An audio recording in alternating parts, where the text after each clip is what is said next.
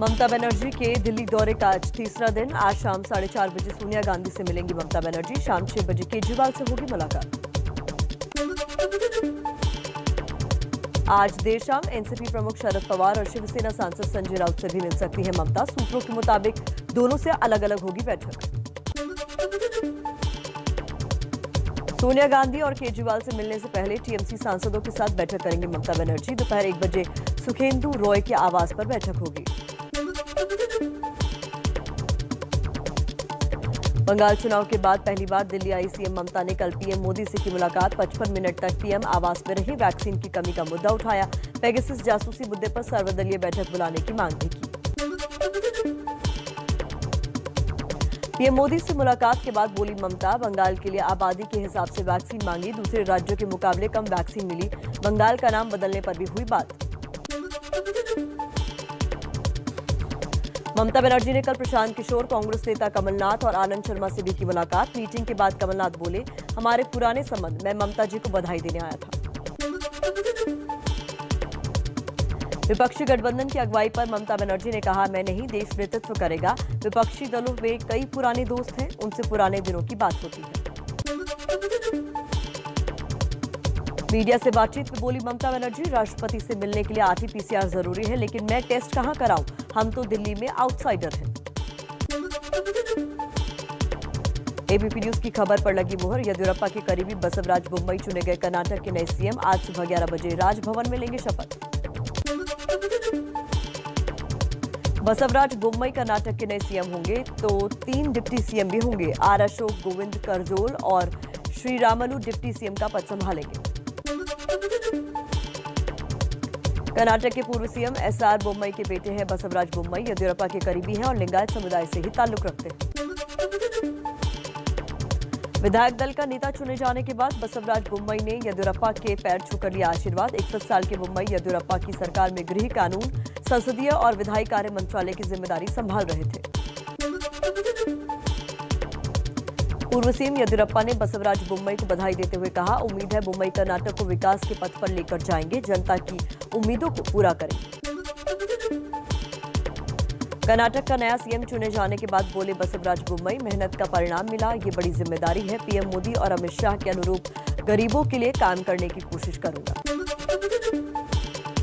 प्रधानमंत्री मोदी की अध्यक्षता में आज केंद्रीय कैबिनेट की बैठक। दोपहर 1 बजे संसद भवन में चर्चा होगी। मिल सकती है बड़ी खबर। संसद के मॉनसून सत्र में आज भी विपक्ष का हंगामा रह सकता है जारी। विपक्षी दल लगातार दोनों सदनों में पेगासस जासूसी कांड और कृषि कानूनों को लेकर कर रहे हैं हंगामा। विपक्ष के हंगामे की वजह से कल भी संसद के दोनों सदनों में नहीं हो सका कामकाज। स्पीकर ने लगाई फटकार तो विपक्ष पर बरसे पीएम मोदी। संसदीय दल की बैठक में कहा, इस मानसिकता को जनता के सामने लाना जरूरी।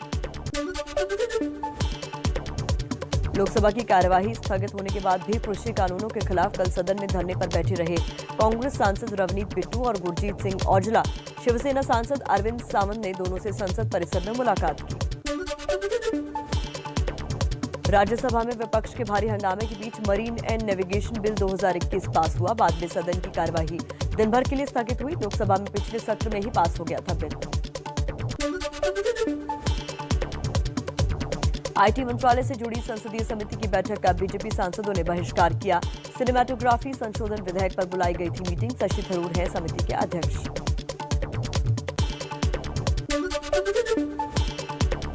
आईटी मंत्रालय से जुड़ी संसदीय स्थायी समिति की बैठक में आज उठेगा पेगासस जासूसी का मुद्दा। 3 मंत्रालयों आईटी, गृह और सूचना प्रौद्योगिकी के अधिकारियों को बैठक में बुलाया गया। पेगासस जासूसी मुद्दे पर विपक्ष की रणनीति तय करने के लिए राहुल गांधी ने संसद भवन में की बैठक। डीएमके, शिवसेना, बीएसपी, सीपीएम और नेशनल कॉन्फ्रेंस समेत 10 दलों के नेता शामिल हुए। सूत्रों के मुताबिक विपक्ष की बैठक में पेगासस मुद्दे पर स्थगन प्रस्ताव लाने पर सहमति बनी। मामले को लेकर आज सुबह 10 बजे विपक्षी दल फिर बैठक करेंगे। विपक्ष की ओर से Akali Dal, NCP, BSP, national conference और लेफ्ट पार्टियों ने लिखी राष्ट्रपति को चिट्ठी। पेगासस और कृषि कानूनों पर संसद में चर्चा के लिए हस्तक्षेप करने की अपील। बीजेपी मुख्यालय में पार्टी अध्यक्ष जेपी नड्डा ने महिला सांसदों और नई महिला मंत्रियों से मुलाकात की। वित्त मंत्री निर्मला सीतारमण भी मौजूद थी। नड्डा बोले, महिलाओं को बीजेपी से ज्यादा मौके कोई और राजनीतिक दल नहीं देता। दिल्ली में आज और कल यूपी के बीजेपी सांसदों के साथ सीएम योगी का मंथन। स्वतंत्र सिंह, राधा मोहन और सुनील बंसल मौजूद रहेंगे। जेपी नड्डा भी बैठक में शामिल हो सकते हैं। यूपी में एनसीपी और समाजवादी पार्टी साथ मिलकर चुनाव लड़ेंगे। एनसीपी महासचिव के शर्मा का कहना, महाराष्ट्र की तरह यहां भी मुख्य विपक्षी दलों के साथ जाएंगे और समाजवादी पार्टी के साथ मिलकर बीजेपी को हराएंगे। यूपी विधानसभा चुनाव में अकेले लड़ेगी मायावती की पार्टी बीएसपी। पार्टी महासचिव सतीश मिश्रा ने किया ऐलान, बोले किसी भी छोटी या बड़ी पार्टी से गठबंधन नहीं करेंगे। सुहेलदेव भारतीय समाज पार्टी प्रमुख ओम प्रकाश राजभर के फिर बिगड़े बोल। वाराणसी के एक सम्मेलन में कहा, अगर बीजेपी के लोग गांव में दिखाई दिए तो पिटाई करें। और चलिए फटाफट खबरों में आगे बढ़ते हैं। कुछ और खबरें फटाफट अंदाज में। पंजाब कांग्रेस अध्यक्ष बनने के बाद पहली बार सीएम अमरिंदर से मिले नवजोत सिंह सिद्धू। पंजाब सचिवालय में सवा घंटे तक दोनों की बैठक, चारों कार्यकारी अध्यक्ष भी मौजूद रहे। कैप्टन अमरिंदर के साथ बैठक के बाद ट्वीट करके सिद्धू ने बताया, पंजाब की जनता से जुड़े मुद्दों पर हुई बात, पुराने अटके हुए मुद्दों पर जल्द एक्शन लेने की मांग की। पंजाब के बाद राजस्थान कांग्रेस का विवाद सुलझाने की कवायद शुरू। आज से प्रभारी अजय माकन विधायकों से मुलाकात करेंगे। गहलोत मंत्रिमंडल में फेरबदल भी संभव। छत्तीसगढ़ कांग्रेस में कलह बढ़ी। अपनी ही सरकार के विरोध में मंत्री टीएस सिंहदेव का सदन से वॉकआउट। पीएल पुनिया और सीएम भूपेश बघेल से चर्चा के बाद भी नहीं बनी बात। छत्तीसगढ़ के स्वास्थ्य मंत्री टीएस सिंहदेव को मनाने की कोशिशें जारी। सिंहदेव पर जान से मरवाने की साजिश का आरोप लगाने वाले विधायक बृहस्पति सिंह को कांग्रेस ने नोटिस भेजा। 24 घंटे में जवाब मांगा। बंगाल हिंसा को लेकर एनएचआरसी की रिपोर्ट पर आज कलकत्ता हाईकोर्ट में सुनवाई। बंगाल सरकार ने हलफनामे में जांच कर रही समिति के सदस्यों के बीजेपी से संबंध का दावा किया है।